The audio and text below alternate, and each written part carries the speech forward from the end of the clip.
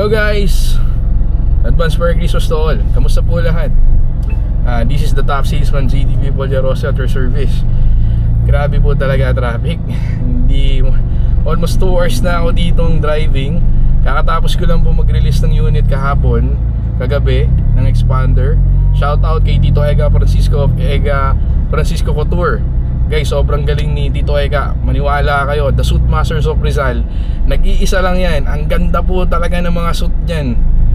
Siya po yung nagdadamit sa lahat ng mga pageant, event, and even sa mga artista like si Dennis Trillo, sila John Lucas, and marami pa pong mga iba't ibang artista and mga politician. Si Tito Ega po, masasabi ko yung mga suit sa The Kingsman, kung nanonood po kayo nun, or kung nanood ka ng Hollywood movie na yun, kayang-kaya niya pong gawin, or mas maganda pa po dun yung kaya niyang gawin na mga suit, tuxedo, or mga formal wear, corporate attire, and even mga company uniforms. Kayang-kaya, sobrang ganda ng quality, as in talagang high-end. Then ayun, go back tayo guys sa nangyayari right now. Sobrang traffic. I was up 3, I have 3 release pa. Bali, ayun po, kakataas lang ng release ko dito sa Mitsubishi Evolander Motor. Shoutout po, thank you Sir Jason Balderoeda for your Christmas gift presentation for availing Mitsubishi Mirage G4G GLX CVT automatic. Ayan, halos nasa harap ko lang po yung bago sasakyan ni Kuya Jason. Magkasabay din po kami, pauwi na siya.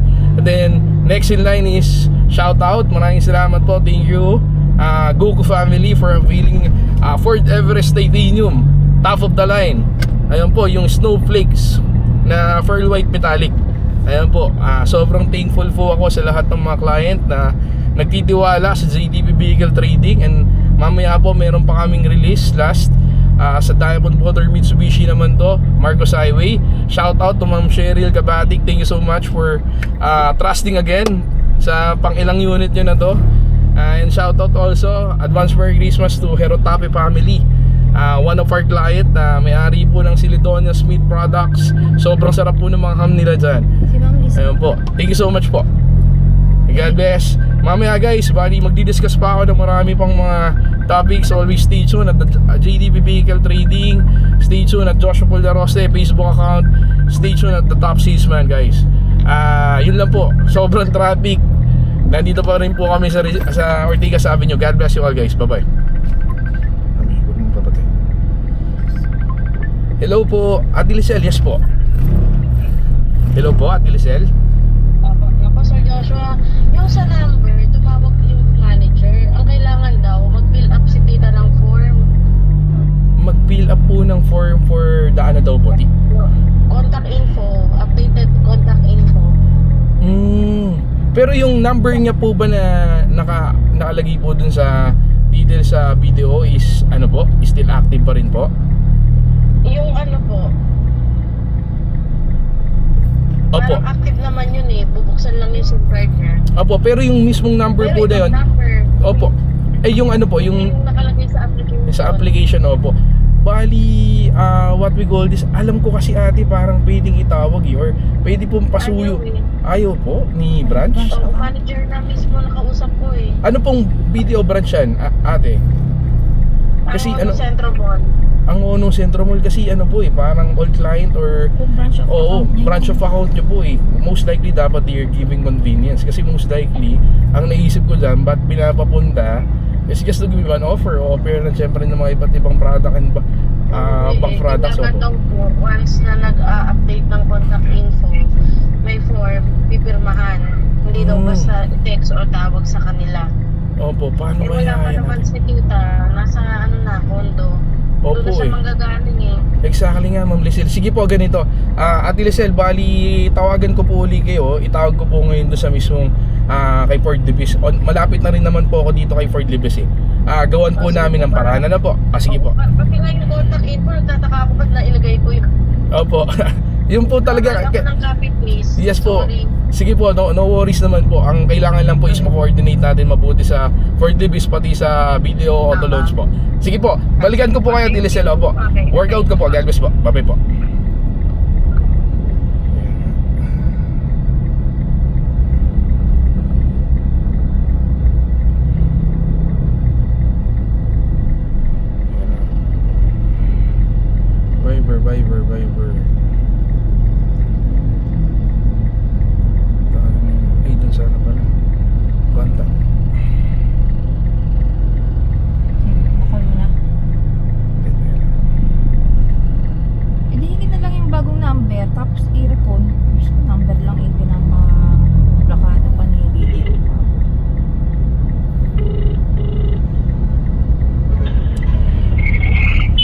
Kat, ma'am. Hello, sir. Opo, nakausap ko si client kasi si client right now, hindi na naman alam na kailangan pa niya magpa-update uli ng sa bangko which is sabi ko nga, ano naman kumbaga parang ang objective kasi ni BDO, may papa-undersign lang daw.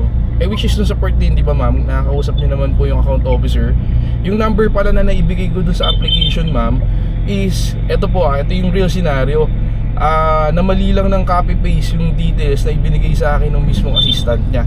So, it means in-approve ng Auto Loan Head Office si Ma'am Tess just because depositor nila, major depositor nila to. Kaya doon sa part niya, syempre si client ay asking, kumbaga parang bakit kailangan niya mag-update yung number naman na binigay niya sa BDO or details niya na nakalagay sa system is still active. Kaya nga sabi ko, nung nagulat, sir, baling sorry mali yung nailagay ko, kaya yung pinapa-update mo na number. Then yung the detail naman, Kanina yun, sir. Kanina yung number na yun. yung number, actually yung number na yun, ma'am, mali pala yung nailagay na number ni secretary. Kaya doon sa part na yun, in-approve si client ni BDO just because in-outright, opo, in-outright. Kaya ma'am, ang pinaka-objective natin, pwede ba natin i-paras yung recon? Kasi nga, ang daming number ni client pero yung active number niya na nasa details niya sa BDO dito sa Angono, Centro Mall, still active pa rin. Active pa rin ma'am, ayun pa rin yung gamit niya. Yung address, ma-update niya ba ngayon? Ayun nga ma'am the concern is, ang dami niya kasing address. Alam mo yun ma'am, dala ko lahat ng ano niya, ng proof of billing niya ngayon dito ma'am, pakita ko sa lahat yung pinicturean ko. Opo, most likely kaya nga sabi niya, syempre alam mo naman, kailangan hindi natin ma-stress si client kasi ilang taon na rin pa-senior na rin si client, saka alam mo naman ma'am, pag-ilit. Kaya sabi ko nga, baka naman pwede natin i-inform si account officer, baka pwedeng ipa-recon din kung ano yung active number ni client, ibigay natin. Tapos tawagan niya na lang uli right now para at least mabigyan niya ng okay to release. Kasi ano lang napaka small details lang nitong mismong concerns natin para i-delay natin yung release natin. Siyempre alam mo naman ma'am, yung client public lang anytime.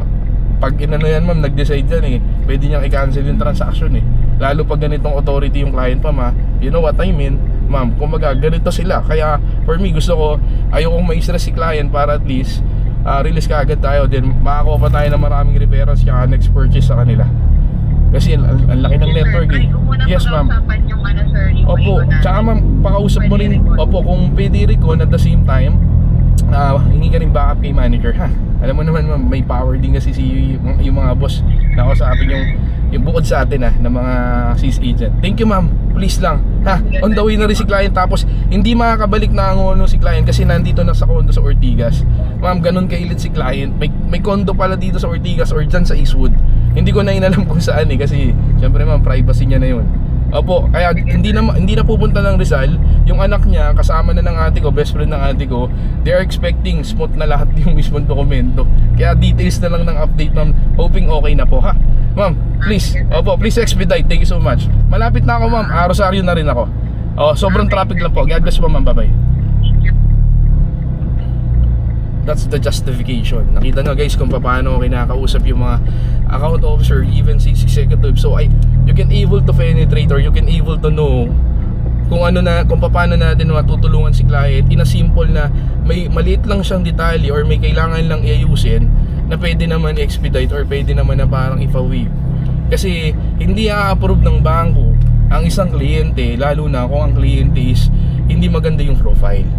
Most likely pag ang kliyente sobrang ganda ng profile, ang ganda ng cash flow, assets ito ng mga malalaking bangko dahil nagpapasok to ng mga malalaking account para mag-create ng economy that they can use para doon sa mga ibang product services na loans ng bangko na malaki talaga yung kinikita ng mga bangko for the financial business or yung mga financial needs ng mga kliyente nila.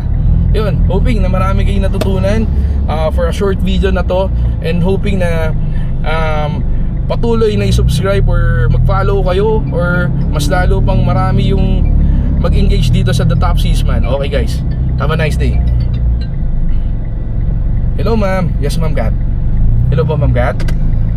Number talaga ni client. Yung totoong number ni client. Sige ma'am, send ko po right now. Send na lang ako, sir. Sige ma'am, thank you po. Sige. Kunin mo nga yung totoong number ni client din. si Ma'am Lizelle. Ma'am, ano po yung totoong yung active na number na gamit po ngayon ni Ma'am Tess? Tatawagan po siya ni video.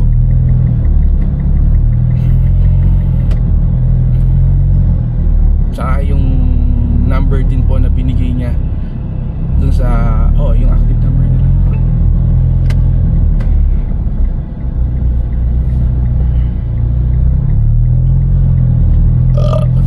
So, thank you Lord, number pa ako.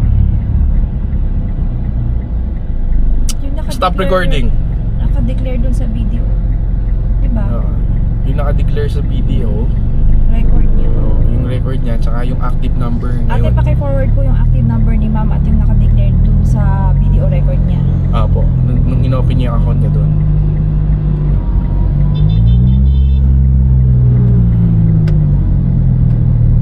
Tatawagan. Tatawagan po right now ng video auto loan head office si ma'am for the confirmation lang po. Apo, pasend lang po ate Lizelle Asak. God bless.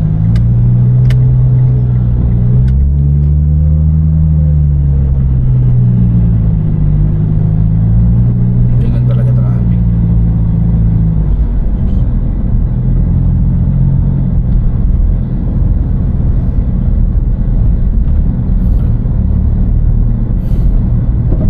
Ganun dito ang luwag. Si ate Lizelle nagtaka eh. Paano nangyari Pati kanino yung number yan, eh siya naglagay. Ayun, namali siya ng type. Kaya most likely, iba pa rin yung may records. Kailan mo, hindi naman ako papalit ng details na nag-update lang ako kung ano yung kailangan kong i-update eh. Hindi galing ko nga doon, kalahating milyon na nung kita naman. Pero technically, milyon na kinikita ng business nila eh. Kasi ano sila eh, sales din eh. Manufacturing sila ng mga iba't ibang product na cosmetic eh. Parang Charmila, pero mas malaki sila ma'am. Tahimik lang. Kasi may mga endorser na silang artista eh. Marami na Anong silang product endorser. nila? Beauty product, parang mga brilliant. Oo nga, anong yung specific? Hindi ko gano'n napansin eh. Si ate Monet nakakaalam eh. Pero yun nandun sa sect yun eh. Tapos po doon, mayroon pa sila iba't ibang business like that. Yung mga leasing, resorts. Ibis. Sige, sabihin. Hello Ma'am Kat. Yes po Ma'am Kat. Malapit na po. Yes ma'am. Hello Ma'am Kat. Sir, number. Opo, ito. Number, sir. Ito ma'am. Opo, bali po forward. Tinawagan ko na kasi. Sige po, sige ma'am. Po forward na ma'am ni Ate Lizelle ma'am nung secretary. Inihintay ko na lang yung reply. Opo, thank you ma'am. Sige po.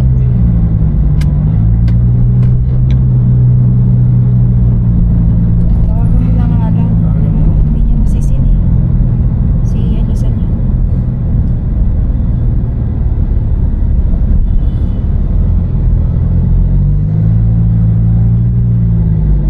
Or tingnan mo mami, baka may na-forward din siya.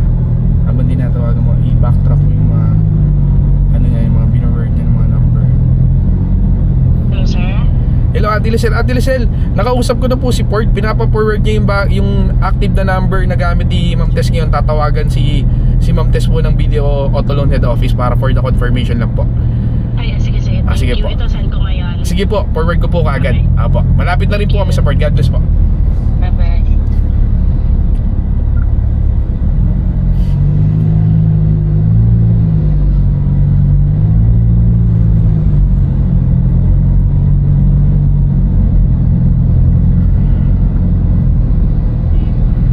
Layo. Layo ng number. Forward ko na kaagad sa Viber niya. Bigat. Hindi na naman agad tayo natapos. Thank you Rachel. Kasi may konting lapses ng konti dito sa stop recording.